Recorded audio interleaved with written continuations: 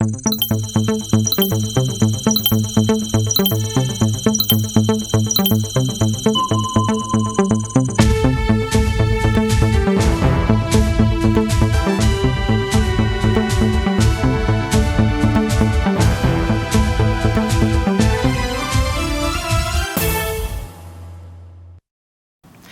Monsieur, bonsoir, bienvenue à tous.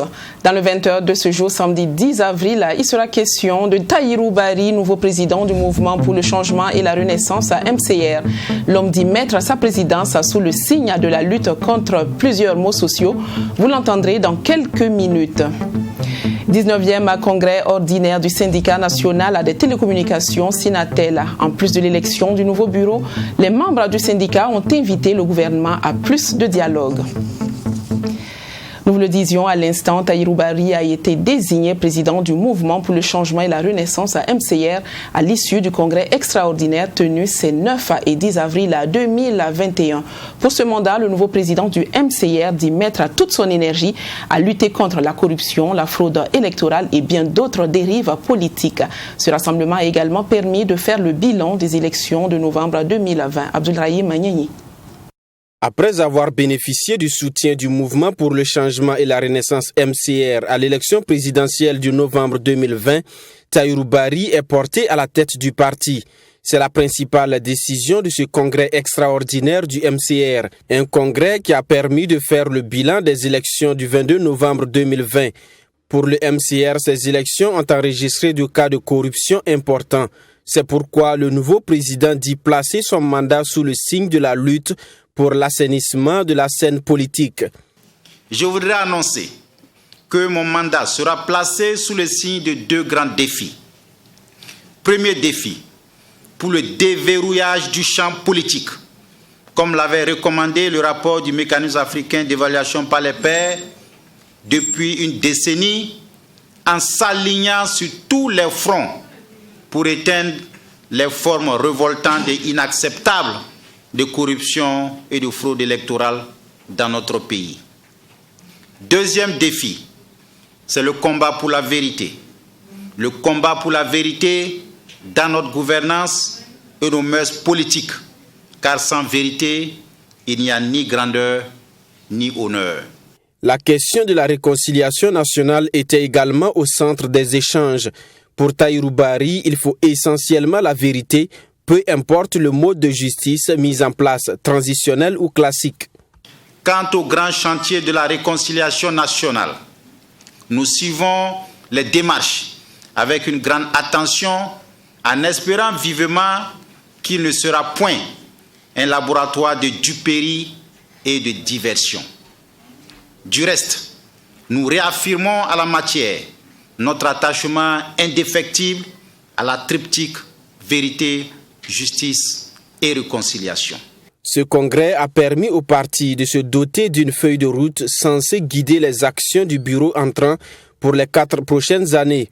Le MCR a également affirmé son appartenance au chef de file de l'opposition politique CFOP et dit avoir foi à une opposition forte et républicaine.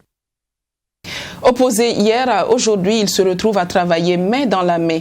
Unis au sein du même gouvernement, le Mouvement du Peuple pour le Progrès MPP et l'Union pour le Changement UPC fédèrent leurs forces pour un Burkina Faso meilleur. La question reste à savoir comment deux partis politiques dont les idéologies sont opposées peuvent-ils cohabiter dans le même gouvernement et pour quel résultat? Pour répondre à la question, un panel a été organisé ce samedi par le Forum des libéraux du Burkina Faso. Mamidriana Kamabou. Cette activité a pour objectif de former et d'informer l'opinion sur le rôle des idéologies en politique et les nuances entre social-démocratie et social-libéralisme. En organisant ce panel sur la question des idéologies, le Forum des libéraux du Burkina Faso veut que l'opinion nationale soit avertie en ayant le maximum d'éclaircissements sur la question. Ce que nous attendons, c'est réellement en tout cas, une bonne gestion de la cité, une bonne éthique politique à constater sur le terrain, alors qui va permettre de mettre dans la main ensemble, comme le ministre Le Parrain l'a dit, pour qu'ensemble nous puissions en tout cas développer notre voie personnelle à nous, si nécessaire, alors, et tout en gardant en tout cas en vue, en tête la formation, parce qu'il ne peut pas faire la politique sans formation. C'est ce qui entraîne également aujourd'hui les déperditions que nous constatons au niveau de certaines jeunesses. Donc c'est l'absence de la formation. Pour la première fois dans l'histoire du Burkina Faso, deux idéologies, la social-démocratie et le social-libéralisme, prônés respectivement par le MPP et l'UPC, travaillent ensemble pour mener à bien le combat pour le développement du Faso. La question reste à savoir comment ces deux partis politiques, dont les idéologies sont opposées, peuvent-ils cohabiter dans un même gouvernement et pour quels résultats? Même si on sait que le social-libéralisme est beaucoup plus penché, je dirais, à droite, alors que la social-démocratie met beaucoup plus l'accent sur les questions sociales, peut-être au détriment de l'économie, du marché dans une certaine mesure. Mais je ne pense pas qu'il y ait fondamentalement d'antagonisme, puisque ce sont des idéologies qui tentent justement de concilier certains aspects du libéralisme et certains aspects du socialisme scientifique. Les Africains doivent trouver leur propre voie. Le socialisme vient de l'Europe, le capitalisme, le communisme. Nous, Africains, quelle est notre voie? Il faut qu'on arrête un peu le mimétisme et qu'ensemble nous puissions, à travers BOR, penser aux mécanismes qui vont nous permettre donc de développer le Burkina, créer de l'emploi pour les jeunes et avancer. Rôle et place des idéologies politiques au Burkina Faso. Quelle frontière entre social-démocratie et social-libéralisme? C'est sous ce thème que s'est tenu ce panel. Une activité qui entre dans le cadre du Forum des libéraux du Burkina Faso. Le syndicat national des télécommunications, Sinatel, a tenu son 19e congrès ordinaire les 8 et 9 avril dernier. À l'issue de cette rencontre, le nouveau bureau a été élu pour 3 ans et les responsables ont lancé un appel à l'endroit du gouvernement. Une invite à reprendre le dialogue gouvernement-syndicat pour mieux répondre aux revendications des travailleurs. Abdoulrahim Magnani. À ce 9e congrès du syndicat national des télécommunications Sinatel, un nouveau bureau de 16 membres a été installé avec Souleymane Sow, ancien secrétaire général, reconduit à la tête du syndicat pour un nouveau mandat de 3 ans. Pour lui, ce congrès a posé les bases du renforcement du syndicat dans toutes les entreprises du secteur de la télécommunication. Et nous avons fait des analyses sans complaisance ensemble et nous nous sommes compris sur bien des questions dont nous sortons renforcés et nous pensons que nous allons même renforcer notre présence dans le secteur, dans les autres entreprises et même au niveau du public, tous ceux qui sont du secteur, nous allons chercher à renforcer nos capacités. Le défi majeur du nouveau bureau du Sinatel reste le dialogue social. Pour les responsables, le dialogue est rompu avec le gouvernement depuis quelques années. Ils invitent donc les autorités à prendre leurs responsabilités pour apaiser le climat social et répondre aux exigences liées à l'évolution de la technologie. Qui nous recommande, nous et le gouvernement, à chercher à renouer le dialogue social, à instaurer, à réinstaurer le dialogue social, travailler pour un développement paisible dans les entreprises, aussi bien au niveau national. Également, l'autre défi, c'est en fonction des mutations que nous connaissons dans le secteur des télécommunications. Quelle organisation il faut faire? Le travail à distance est devenu désormais la règle. Qu'est-ce qu'il faut faire? Il faut codifier.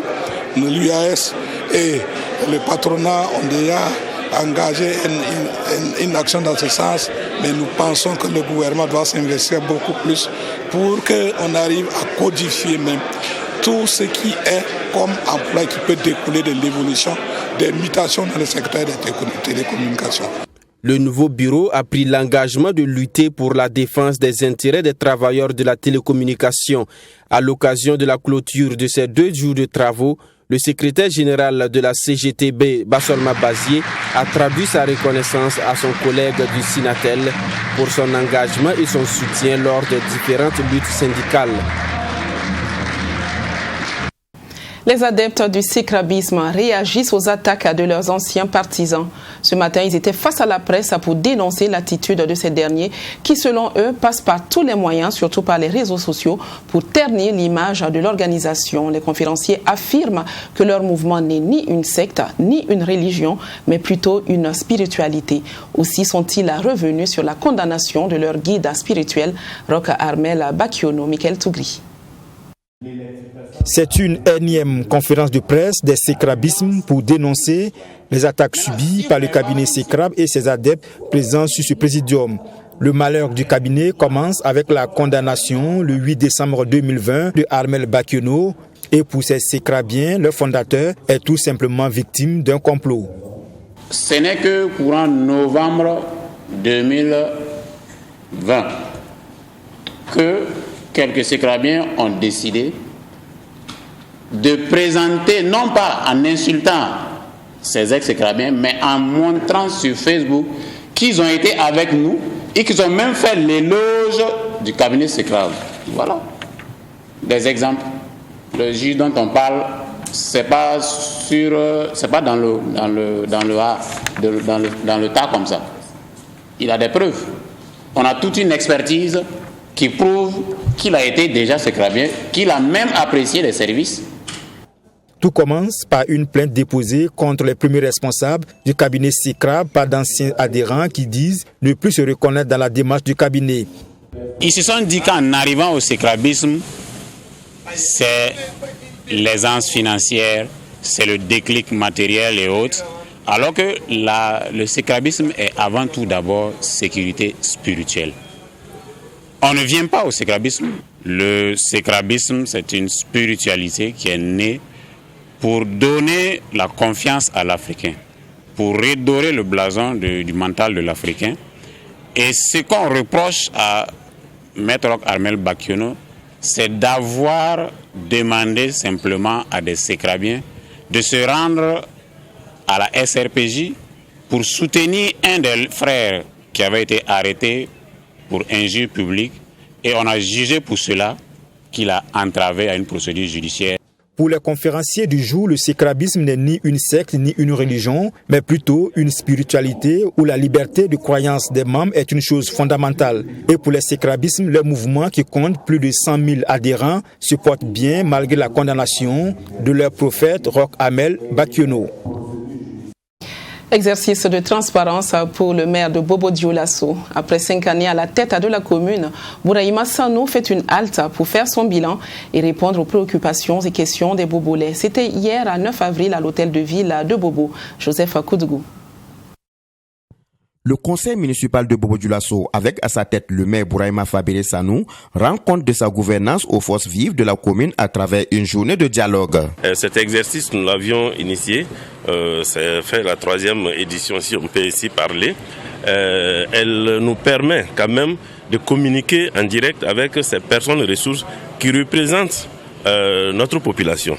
Donc pour nous, c'est de faire le bilan. Pour cette année, je dirais que c'est peut-être un peu exceptionnel. Vous savez que nous sommes en fin de mandat. Alors donc à ce titre, cette année, nous essayons de prendre tout en compte. Qu'est-ce que nous avions envisagé et de ce que nous avions envisagé, qu'est-ce que nous avons pu faire et ce que nous n'avons pas pu faire. Une journée placée sous le parrainage du député maire de la commune de Dori, Aziz Diallo, qui a salué la tenue de cette journée de redevabilité et exprimé sa reconnaissance pour le choix de sa personne. Vous savez, ces cadres sont très importants. On parle de développement participatif, on parle de développement endogène. Mais tant que les actions qui sont menées ne vont pas dans le sens pour faciliter ce développement participatif, il n'y aura pas de développement participatif. Donc créer ce cadre pour permettre aux personnalités, notamment aux leaders coutumiers et religieux, de venir rencontrer les autorités communales, voir ce qui a été fait et échanger avec eux, cela est de très bon augure pour un développement harmonieux au niveau de la commune. Donc je tiens à le féliciter pour et tout son conseil municipal pour avoir pris cette initiative et les encourager à poursuivre sur ce sens-là. Des responsables administratifs et des notabilités coutumières et religieuses ont répondu présents pour ce bilan à mi-parcours. Bon, c'est vrai que l'initiative d'aujourd'hui, il rencontre de façon particulière les responsables coutumiers et religieux.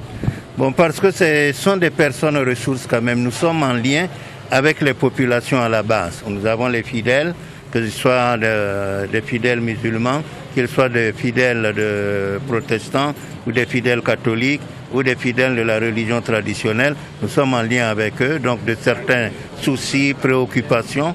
Et donc je pense que c'est bon, nous venons là, on va écouter. Et avec lui, en fait, c'est pas tellement pour,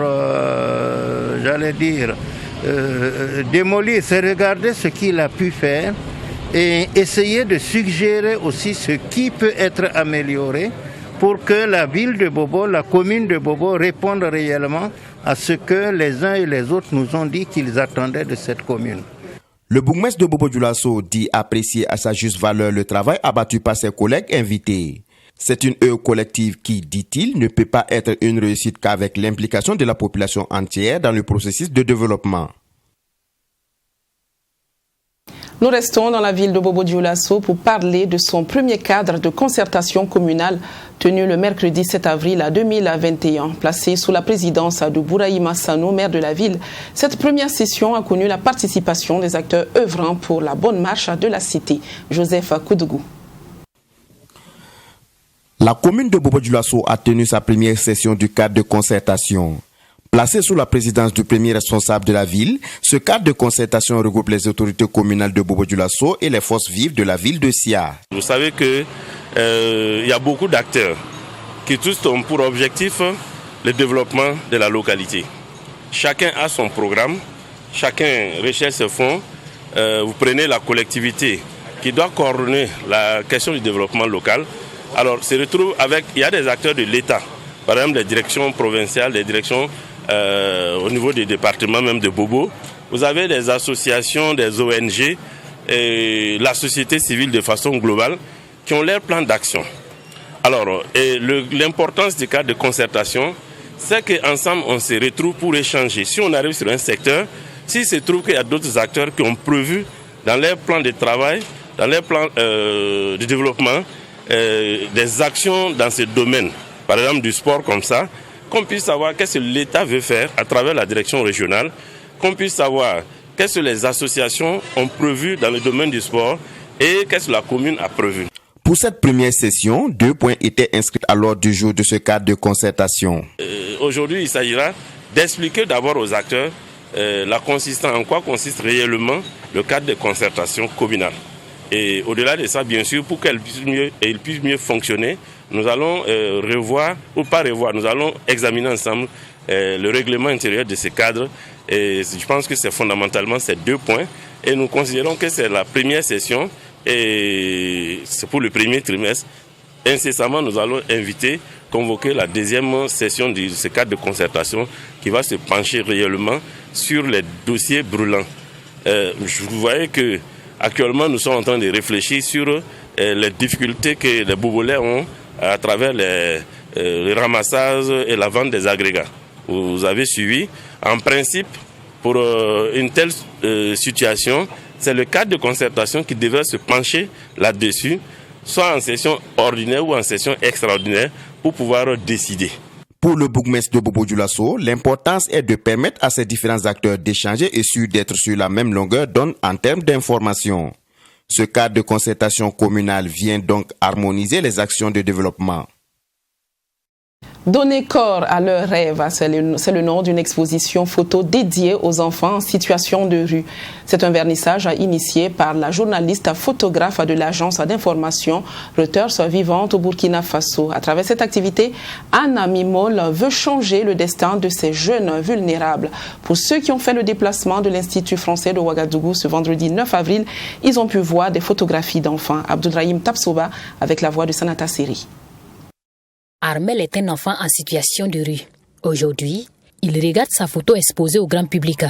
Et tout comme lui, ils sont plusieurs enfants dont les photos sont exposées au cours de ce vernissage.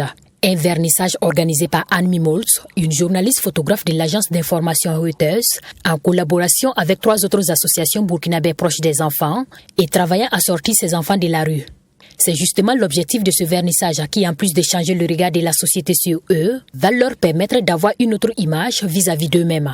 Le travail qui a été réalisé visait à s'appuyer un peu sur le travail que font justement ces 3 associations pour montrer le cheminement qui se passe, et notamment l'image que les enfants ont d'eux-mêmes et celle qu'ils renvoient à la société, travailler sur cette image-là pour qu'ils puissent à terme réaliser qu'en fait il est possible de devenir un mécanicien, un docteur, un danseur, un batteur, que tout est ouvert pour eux.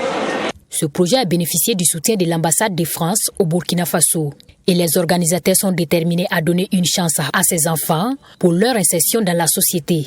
Et pour cela, ils comptent poursuivre le projet qui a permis précédemment de sortir 60 enfants de la rue.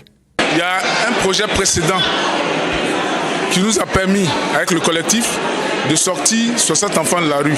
Donc ces 60 enfants, ils sont en cours de réinsertion. En fait, il y en a qui sont retournés à l'école, il y en a qui sont retournés en formation, il y en a dont on n'a pas encore trouvé des familles d'accueil qu'on continue d'accompagner, de suivre, avec qui on est en contact. Donc ce processus va continuer, même si derrière on identifie d'autres enfants et progressivement on va s'y mettre. Donc c'est un processus continu parce que un an après, tu peux retrouver un enfant encore dans la rue. Cette exposition donnée corps à leur rêve est caritative et se poursuit jusqu'en fin avril. L'argent de ces tableaux sera utilisé pour la réinsertion de ces enfants, a laissé entendre les organisateurs. Ils se félicitent également des résultats, à savoir le changement de l'image négative que ces enfants avaient d'eux-mêmes. Rire, c'est bon pour la santé et ça tombe bien puisque la 14e édition du Festival international du rire et de l'humour de Ouagadougou Firo a officiellement ouvert ses portes ce vendredi 9 avril à Ouagadougou pour 3 jours. Cette ouverture a connu la participation de professionnels du rire et de l'humour du Burkina et d'Afrique qui ont donné du bonheur aux Ouagalais présents dans la salle du Sénaza. Ami Valien avec la voix de Maxime Jean-Eudes Bambara. La salle du Sénaza a refusé du monde lors de cette cérémonie officielle d'ouverture de la 14e édition du Festival international du rire et de l'humour de Ouagadougou Firo. Pendant plus de 2 heures, des artistes humoristes du Burkina et d'ailleurs se sont succédés sur la scène. Pour la promotrice du Firo, Augusta Palinfo, cette 14e édition du festival, qui a pour but de faire découvrir de nouveaux talents humoristiques, a été un pari gagné. Cette soirée a également, selon elle, permis aux festivaliers d'oublier les soucis du quotidien. C'est une année très difficile depuis l'année passée avec le corona et tout. Et du coup aussi, nous, on fait émerger des nouveaux talents, des gens qu'on n'a pas encore vus, on fait découvrir des talents. Et c'est ça aussi l'apport en tant que tel du Firo. Et le Firo a mis les petits plats dans les grands plats pour pouvoir offrir du rire, rien que du rire et de l'humour. Et je pense que ces 2 heures passées, quelqu'un ne me dira pas le contraire, qu'il n'a pas ri ou qu'il n'a pas déstressé un tant soit peu. Et c'est cela aussi notre but, c'est ça notre travail aussi. Sika Kabouré, l'épouse du chef de l'État, présente à cette cérémonie, a félicité la promotrice et l'ensemble des organisateurs pour le travail abattu depuis 14 ans. Ce soir, on s'est bien amusé, on a beaucoup rigolé. Vous savez que, comme quelqu'un l'a dit, le rire est thérapeutique. Donc, de temps en temps, pouvoir s'éclater comme ça permet de déstresser et de se libérer des vicissitudes de la vie. Voilà. Encore une fois, merci à Augusta, merci à l'ensemble des humoristes qui ont presté ce soir devant nous. Pour les festivaliers, cette soirée inaugurale a été à la hauteur des attentes. J'avoue que c'est très magnifique parce que les acteurs ont donné le meilleur d'eux-mêmes. Et le public a réagi, le public a répondu et les artistes se sont bien défendus et c'est ce qu'on recherche. Donc c'est un pari gagné. Je tiens à féliciter l'équipe organisationnelle des Firo pour cette soirée inaugurale. Ce fut tout simplement beau. On s'est bien marré. J'ai beaucoup apprécié les prestations des artistes internationaux, mais aussi et surtout nos artistes nationaux. Cette cérémonie d'ouverture a été une occasion pour la promotrice du Firo de remettre des attestations aux 10 participants à la formation du renforcement de capacité en humour organisée en marge du Firo 2021. Rappelons que le Festival international du rire et de l'humour de Ouagadougou se tient du 9 au 11 avril prochain. Alors que les Ouagamans, quand ils les appellent net. Dans le reportage que vous découvrirez dans un instant, vous verrez comment l'on peut profiter de sa retraite tout en communiant avec la nature. Sophie Sedgo, professeure des sciences naturelles à la retraite, occupe ses journées à jardiner, à sensibiliser et à encourager les maraîchers à la pratique de la culture biologique. Présidente de l'association La Saisonnière à Ouagadougou, Sophie Sedgo vous dévoile ses profondes motivations pour le choix d'une telle activité. Mamidriana Kamabou. Et tuer leur famille, et tuer la population.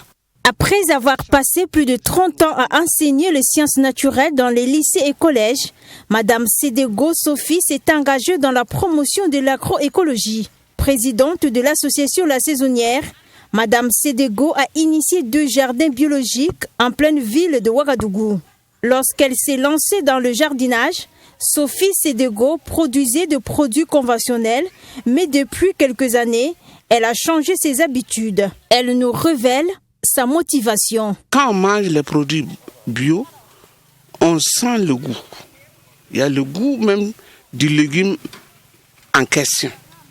Alors que dans les produits conventionnels, on peut même sentir le produit chimique qui est encore dedans. Donc, au niveau du goût, au niveau de l'odorat, on est à l'aise avec les produits bio qui est naturel, qui ne contient pas des produits chimiques.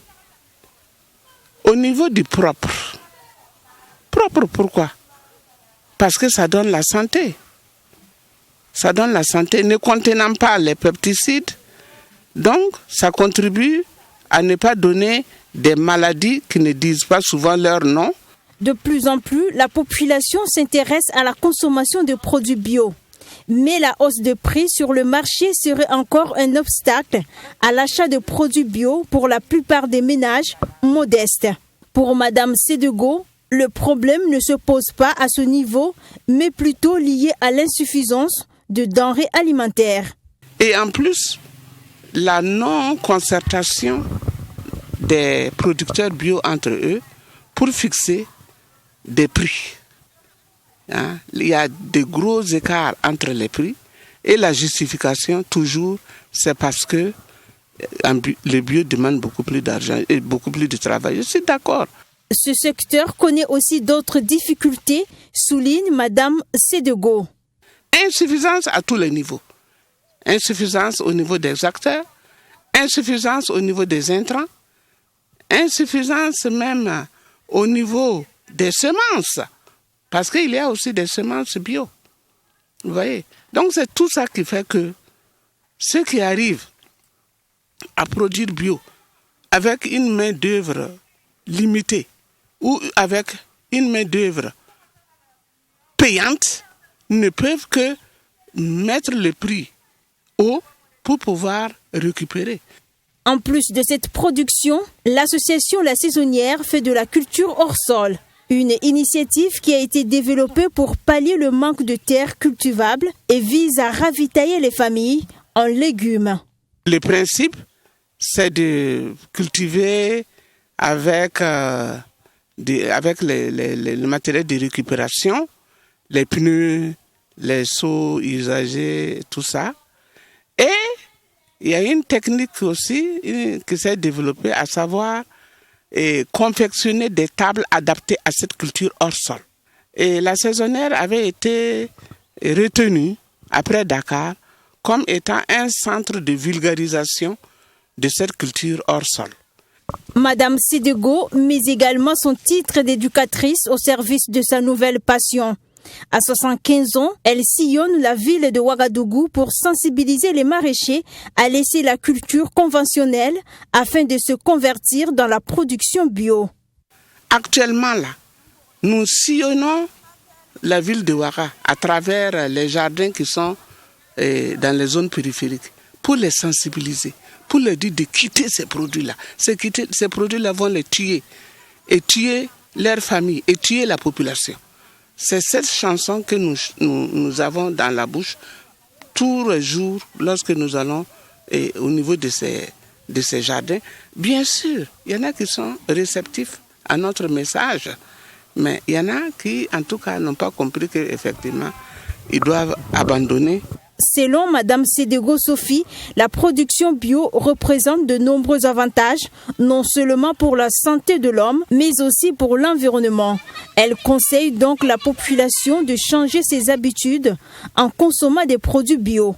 Elle invite aussi les chercheurs à développer des initiatives afin de permettre aux producteurs d'avoir de la semence bio pour une meilleure production. Mais voilà, c'est aussi une invite à faire attention à ce que vous avez dans vos assiettes. C'est la fin de cette édition. Je vous quitte sur cette magnifique image de l'entrée du site de Laongo.